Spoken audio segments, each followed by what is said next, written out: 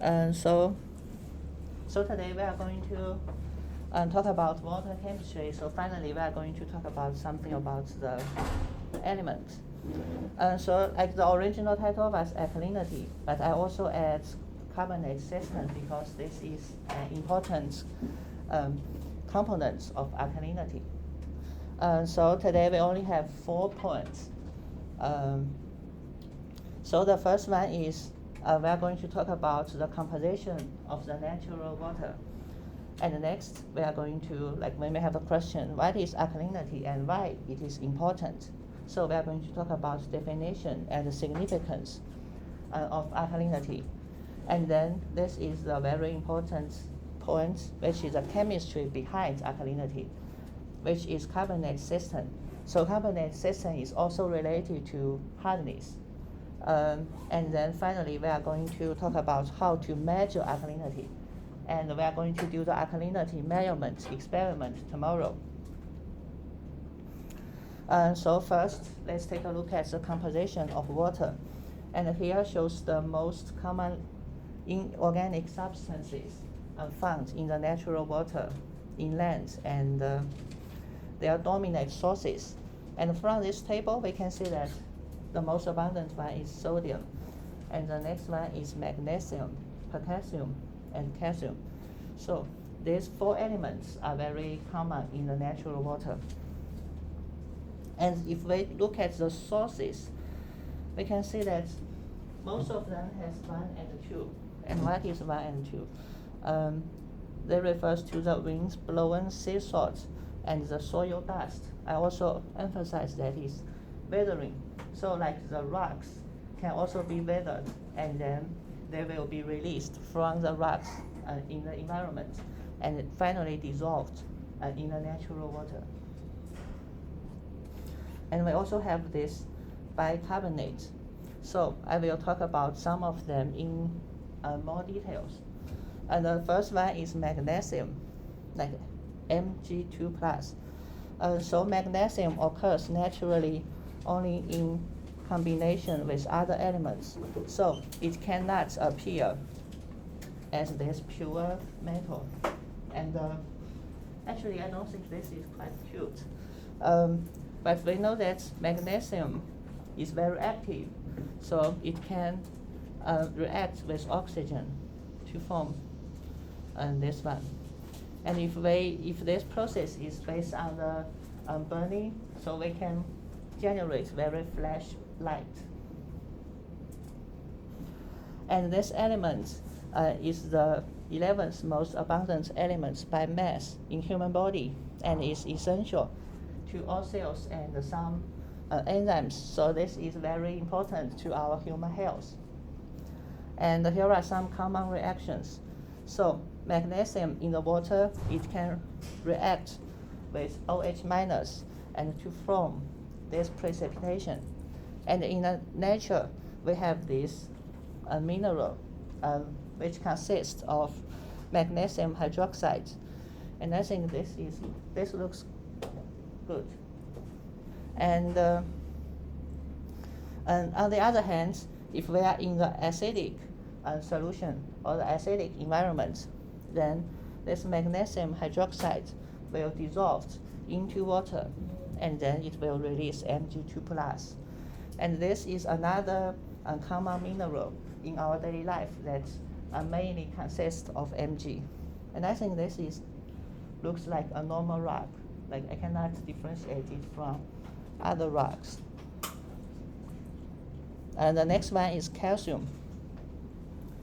So calcium is the most common calcium compounds on the earth is calcium carbonate, CaCO3, and it can be found in limestone and fossil remnants of early sea life, and it can also be found in gypsum and these minerals.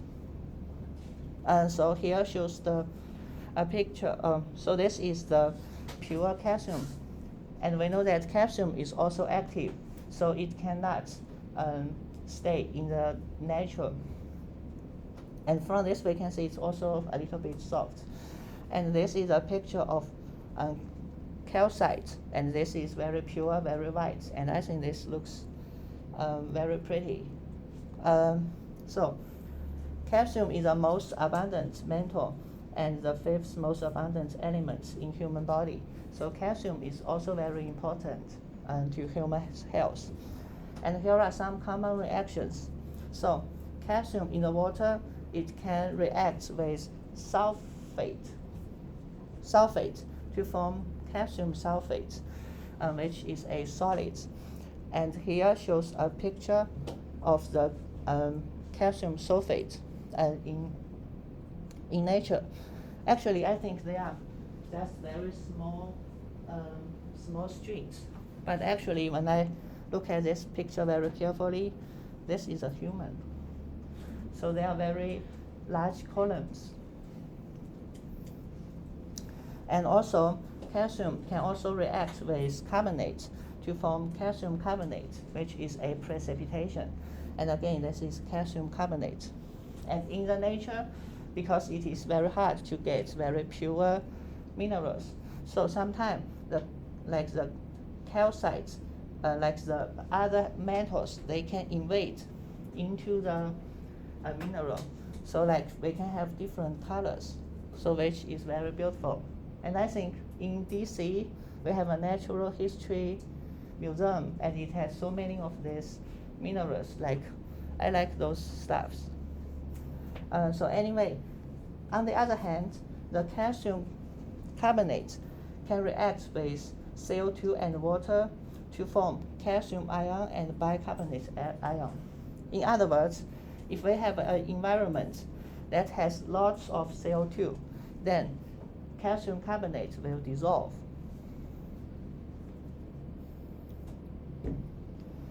And the next one is about bicarbonate.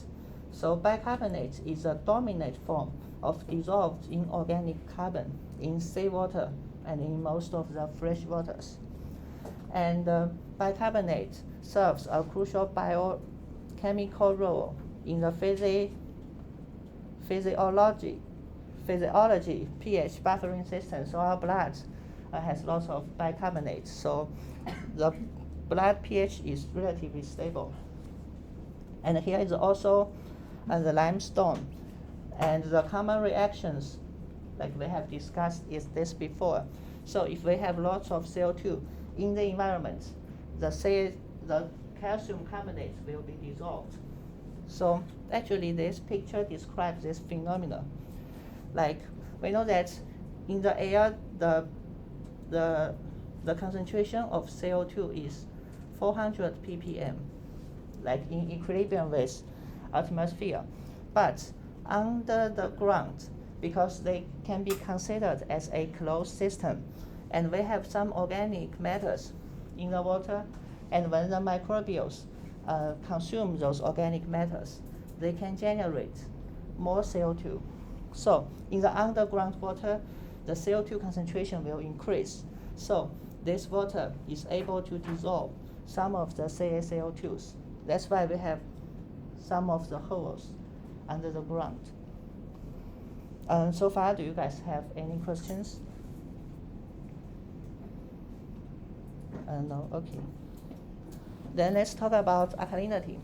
And here are some concepts. And today we are going to talk about alkalinity. And tomorrow we are going to talk about acidity and hardness. So this is a very long description, but I think the information is very important. So alkalinity of water is a measure of capacity to neutralize acid. And the alkalinity of natural water is due to the salt of carbonates, bicarbonates, and some other stuffs. But the most important one is carbonates and bicarbonate. And however, the major portion of the alkalinity in natural water, note that in the environment or in the environmental science, we usually talk about natural water, and it's caused by hydroxide, carbonate, and bicarbonate. So although we have these stuffs, but in natural water, they are kind of negligible, and which can be ranked in order of their association with high pH values. So this sentence means that if we have a H plus, so it will combine OH minus first. So it has the best friendship with this one. So they will get together. And then this one, and finally this one. So they have different friendships with H plus. And alkalinity values provides the guidance in applying proper dose of chemicals in water and wastewater treatment process, and particularly like these operations. So alkalinity is usually used in the water treatment. And on Thursday we are going to talk about acidity. So this is just the reverse of alkalinity. Alkalinity refers to the capacity to neutralize acid, and acidity refers to the capacity to neutralize base. And then we are also going to talk about hardness. This is the concentration of some metal ions. So primarily refers to the calcium and magnesium, and expressed in this one. So we are going to talk about this on Thursday. By the way, we also have hardness in mechanical science. So in this lecture or in this course, we are not going to talk about this Morse hardness. So why alkalinity is important? So here I have some list. So first, different from pH, we know that the determination of whether the water is acid, neutral, or base is determined by pH, not alkalinity. But we can also see that alkalinity has very similar concepts with pH. So, however, alkalinity measures the total amount of base present and indicates the water's ability to resist a large change of pH, or the buffering capacity, or in other words, the ability to absorb acid. So I think I may have an example like we have two people, like their body weights are the same. So it's like the pH. We have two solutions, their pH are the same. But we know that some people can eat a lot, but some people can eat little. So, but according to our experience, we can see that the people with large body weight, they may eat a lot than the people. But in reality, we may have some variations. So I think the alkalinity and the pH kind of has this relation. Like the high pH is expected to have high alkalinity, but this is not exact. But usually they have positive correlation. And here shows the map of sea surface alkalinity. We know that we have so many animals living in the sea. So, and we also know that the CO2 concentration in the air is increased. As a result, the pH of the sea will decrease. And because of the alkalinity, the decrease of pH is relatively small. So these animals can be protected.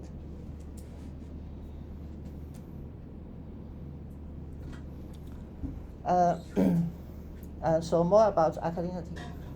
And so in most waters, the bases are bicarbonate ion and the carbonate ion. And these ions are the buffers in water. So what is buffer solution? So a buffer solution refers to is an aqueous solution consists of mixture of weak acid and its conjugate base, or vice versa. So its pH change very little when small amount of strong acid or base is added to it. For example, carbonate and bicarbonate, they can form a buffer solution. This can be considered as a base. This can be considered as an acid because it can give an H plus to form this one. So in this buffering system, when we add H plus, it can form this one. So the pH will not change a lot. Similarly, in the same solution, if we add this OH minus, it can consume OH minus. so the pH will not increase a lot. Here I also have a note. Very basic water or very acidic water are also buffer solutions. This is because for the very basic water, we have H plus and H2O. And actually, in this case, we can consider it as H3O plus and H2O. And similarly, in very basic solution, we also have these two pairs. So this is the acid, this is its conjugate base, and this is a base. This is its conjugate acid. So we can just remember this rule, and in the hardness lab, as I mentioned before, we are going to add NaOH solution to keep the pH not changed. So the very concentrated NaOH solution is actually a buffer solution. So let's continue. The buffers against the sudden change of pH, and they can absorb hydrogen ions when the water is as acid and release them when the water becomes basic. And also the waters with greater than this amount of alkalinity have greater buffer capacity and can prevent the large fluctuation of pH during photosynthesis. So, because during the photosynthesis or the respiration of the animals under the water, we can generate CO2 or we can consume CO2. So the CO2 concentration in the water will change a lot, but the pH of the water body is kind of stable. This is also due to the buffer capacity. And so far, do you guys have any questions? No? Okay. Another significance. So alkalinity is also related to the corrosion control. So basically, when we have the pipe, we know that the pipe mainly consists of iron. And iron, because in the drinking water, it has some sort of oxygen inside it. So iron can react with oxygen and water to form something like this, or something like this. And then this can combine OH minus to form the precipitation OH2, OFE, OH3. And these are some of them here. And we can also see some of them are black. This is because this can decomposite into FeXOY. So we can have different oxidized Fe in the pipe. So it looks like this. And we know that if it forms something like this, then this Fe or some other metals can dissolve in the drinking water and be very harmful for our health. But if we have water that has alkalinity, something like this, and then this dissolved irons can be precipitated. So the concentration of these irons in the drinking water can be decreased. So alkalinity can protect the drinking water. Another one is acid rain, because we know that we have like SO2 and NOx in the from the air pollution, and then they will finally form sulfuric acid and nitric acid in the air or in the rain. But when we drop on the ground, the pH will decrease very dramatically. But if we have the alkalinity or the buffering system, then the pH drop will be not that large. So it can also protect our environment. Let's take a look at the chemistry behind alkalinity. And here I listed 6 equations, or I call them spells. I call them spells because, you know, when we want to cast a magic, we may need to read the spell. But if we can skip the incarnation and we can cast the magic immediately, then we will be stronger.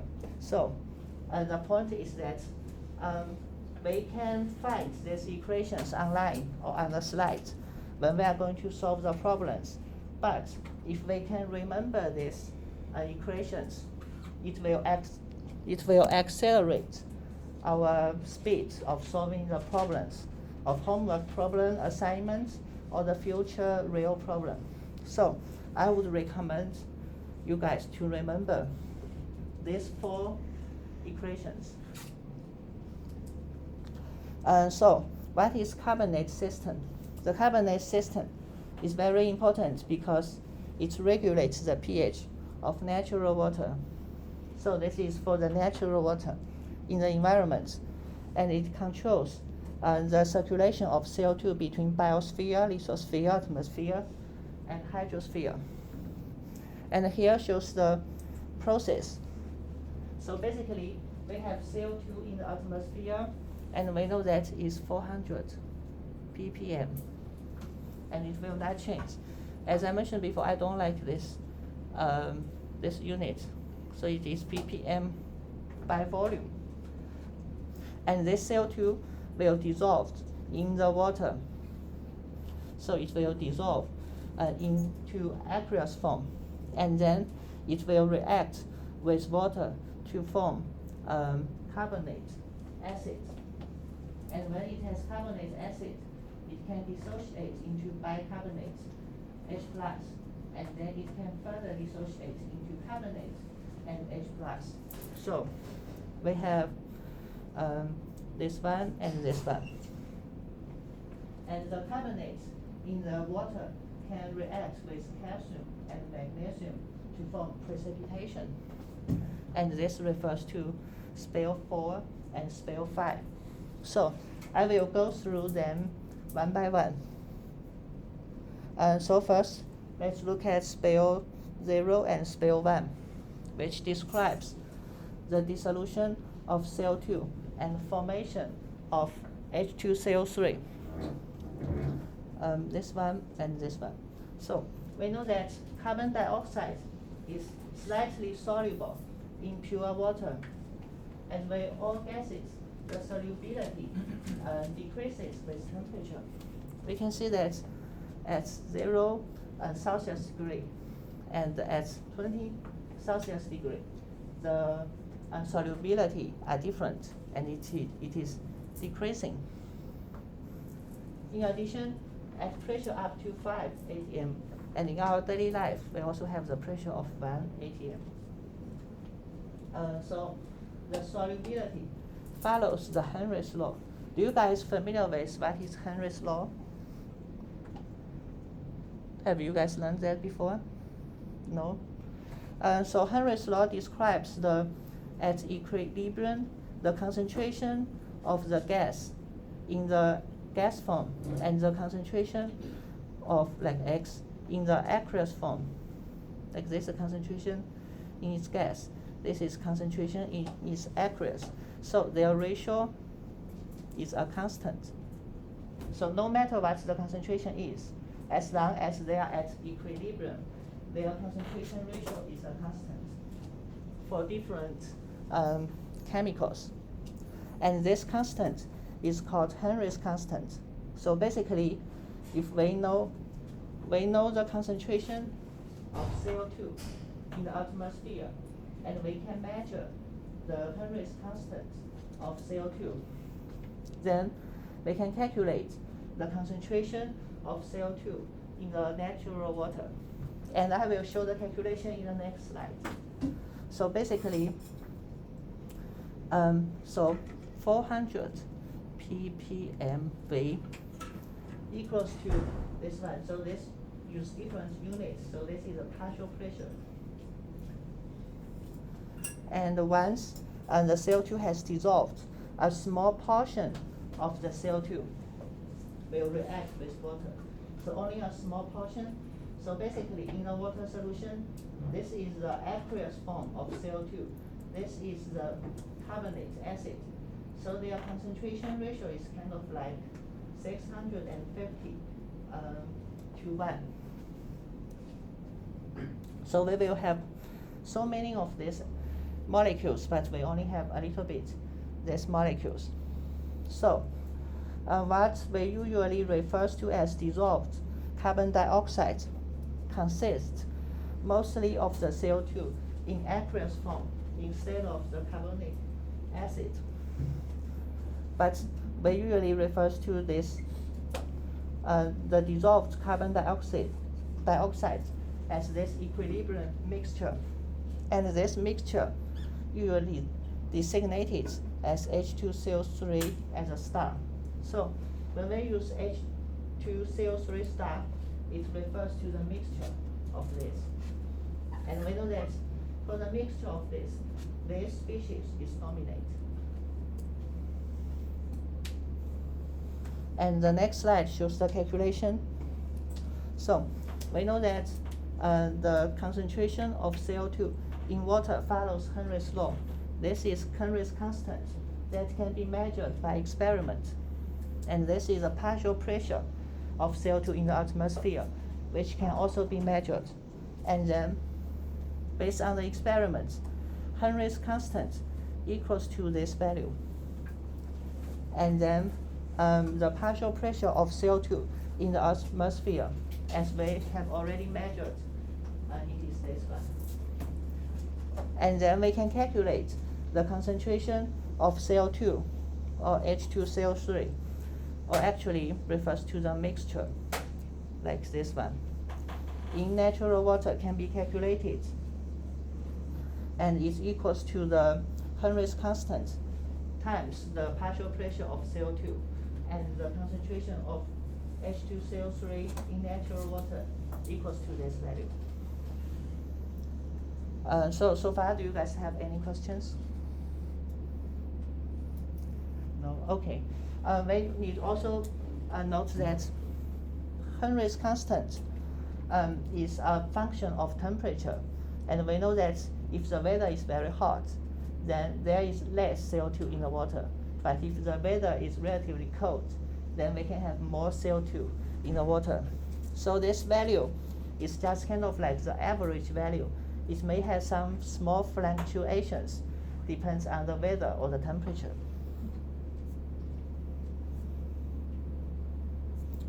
The next one is about spill 2 and 3. These are also two important chemical equations.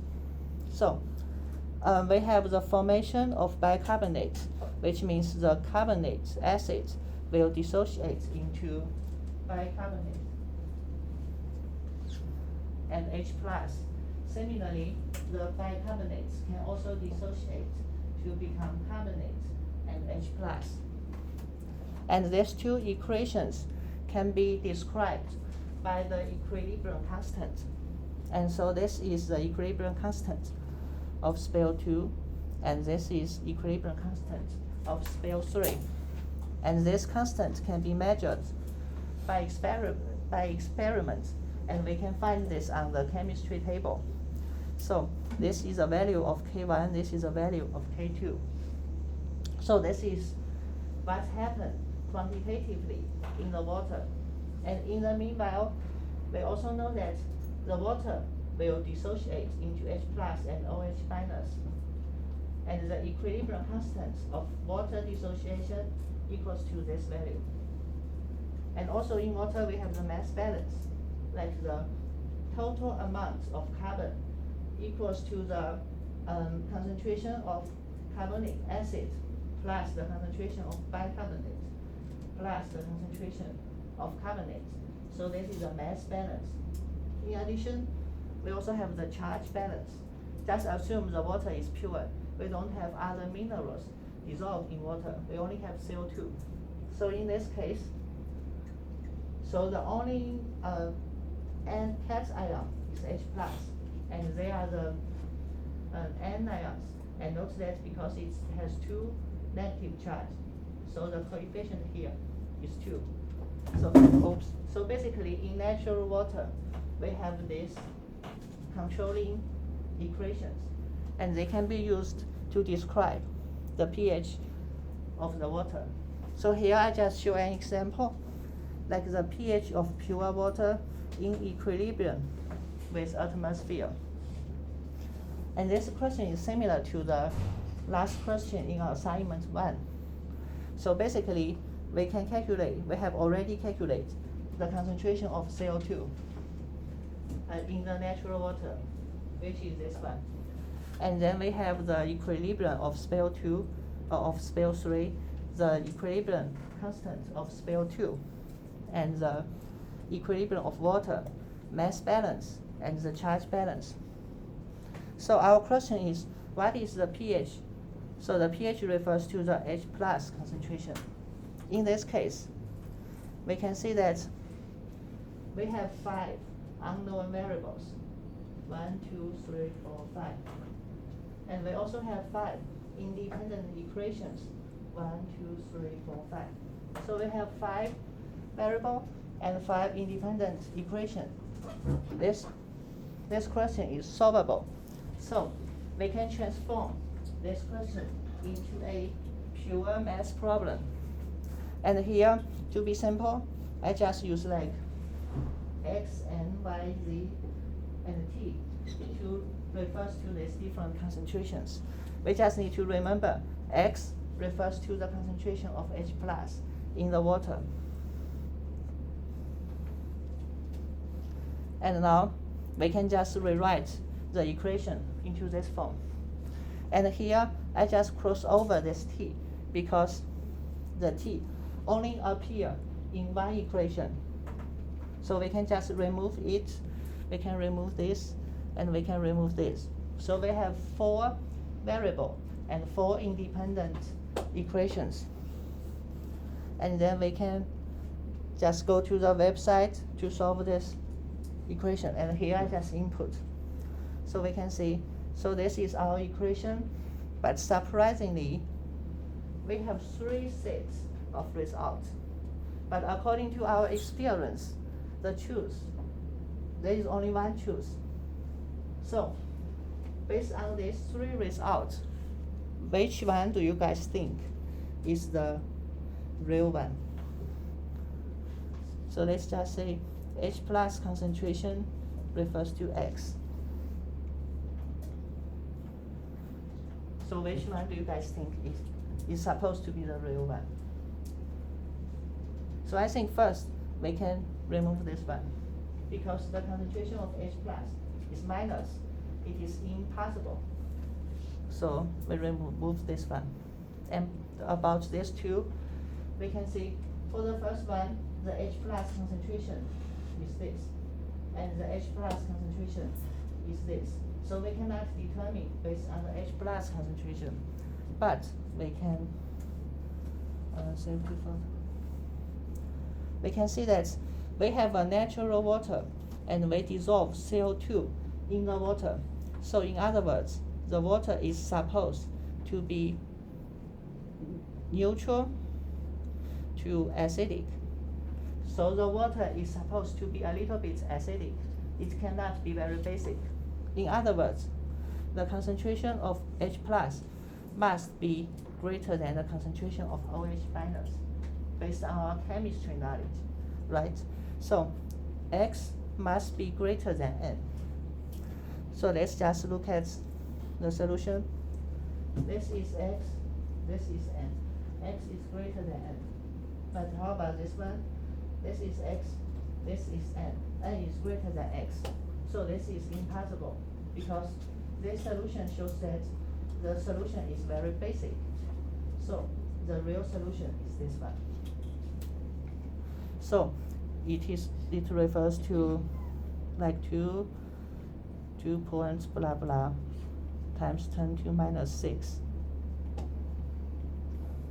And then we can just take the negative log of H+ to calculate the concentration. I think that equals to 5.6, something like that. So for this one, do you guys have any questions? No? Okay.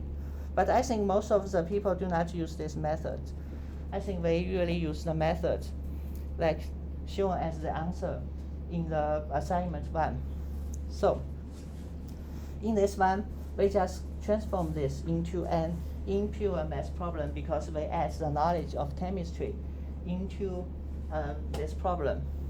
And I think all of you guys have already read this result, so I'm not going to go through this. But here I want to show that here is the key to this problem. So, because the water is close to neutral or slightly acidic, the second dissociation can be ignored, and thus the concentration of H plus equals to the concentration of HCl3 minus. So we have this equation. Do you guys have problem understanding this statement so far? Okay. Yes. I will talk more about this in the later slides, but we can remember that in neutral or relatively neutral condition water, the dominant species is HCl3 minus, and the Cl3 2 minus is kind of equals to 0, and H2Cl3 concentration is also kind of equals to 0. So we can remember this fact, and I will discuss this later.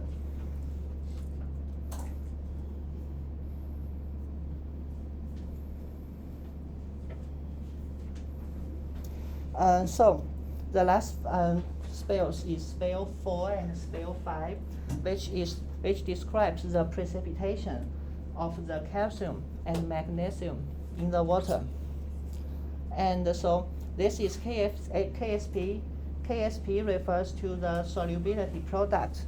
So it is also the equilibrium constant of this equation and this equation.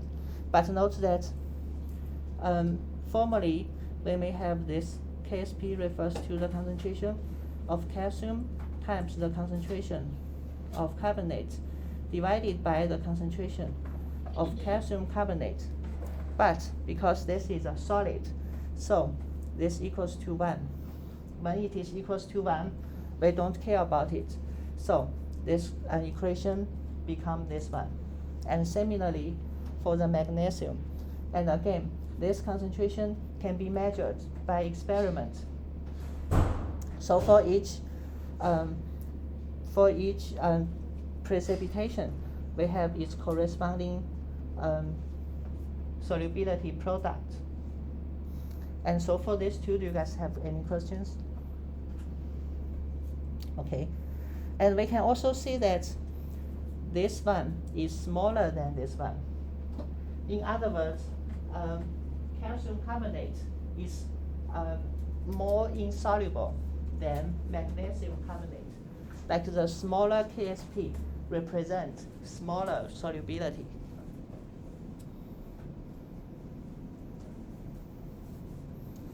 And so the last question is how to measure alkalinity. So to measure alkalinity, we know that alkalinity is a measure of water's ability to neutralize acid. So the original idea is that we add acid to the solution and we count how much acid do we add. So we also know that the major portion of alkalinity in natural water is caused by these three species, hydroxide, carbonates, and bicarbonates. And all of them can combine with H plus to form some chemicals.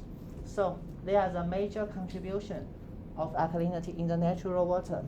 And the bicarbonate represents the major form of alkalinity, because for natural water, as I mentioned before, the pH is kind of neutral. And for the neutral pH, this one is dominant. And we also have some other sources, like silicates, borates, phosphates, and humic acid, but the relative amount is very small. So the real question is how to determine it.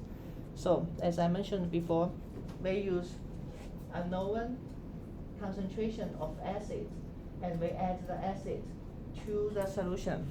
And then we want to reach a specific pH, and this specific pH is defined as the equivalent point.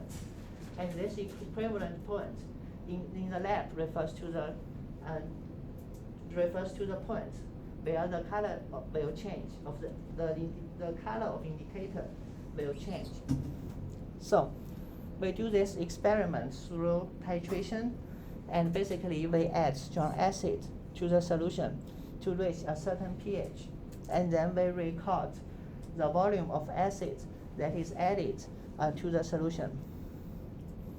And in lab 3, we are going to do this titration in lab 3 tomorrow, and here is a video that I played before the class. But you may also watch this after class. So here we show more about the titration. So we use the strong acids like HCl or the sulfuric acid as a titratant. And during the titration, we want to minimize the contact with air, because in the air we have CO2. CO2 will just get into our sample. And on the left side, it shows the fractional contribution of different CO2 species. And note that this is in the log scale.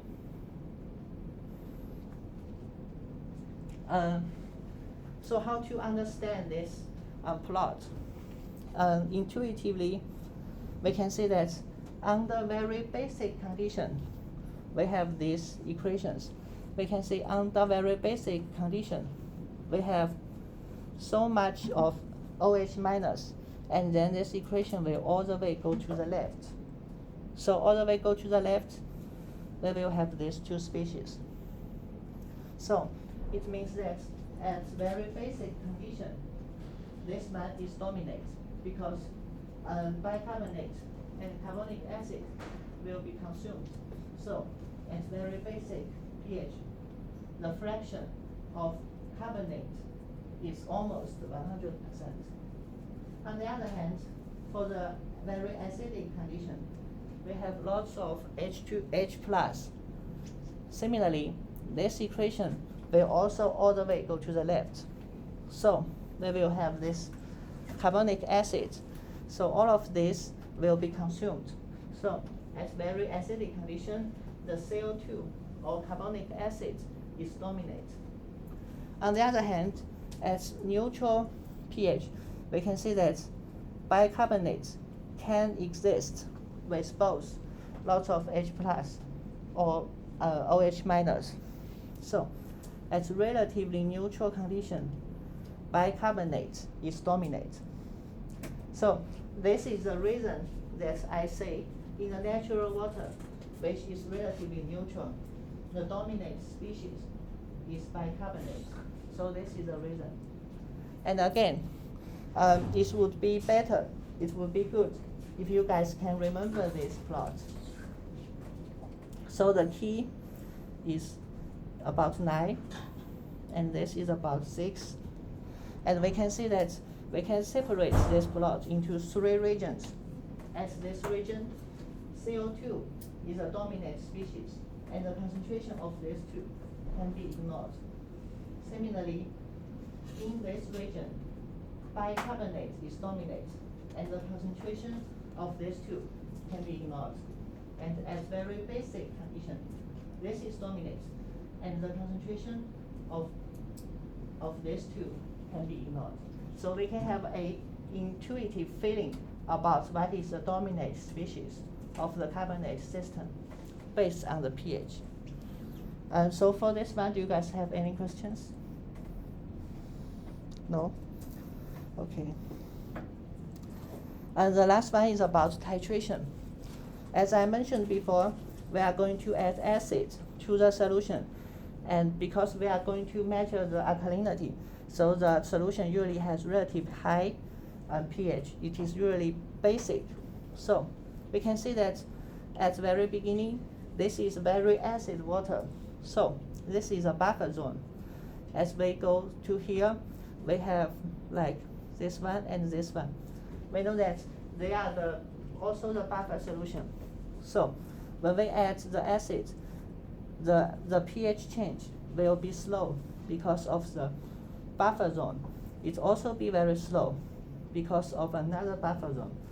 But in this region, the pH change will be fast because we don't have buffer in this pH region.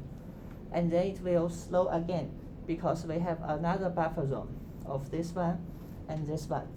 They are also a buffer system. And after that, the pH change will be fast because we have no buffer here. And when the solution becomes very acidic, it will slow again because very acidic water is also a buffer solution. So the speed will slow, slow, fast, and slow. And this can be reflected in the plot here. So this is the acids we added, and this is the pH. We can see that at the very beginning, we add a large amount of acid. The pH change is relatively small, and then it is also relatively small.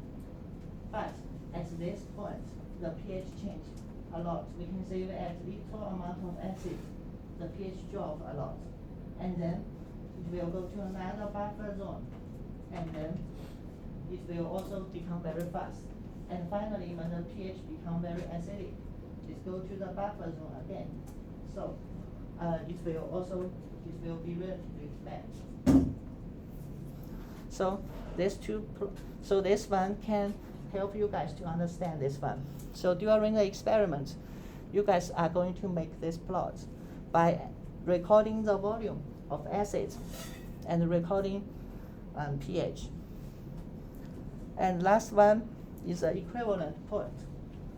As I mentioned before, we define this equivalent point because we want to define different alkalinities. So in this case, the amount of acid added to reach the point where some carbonate species are dominant.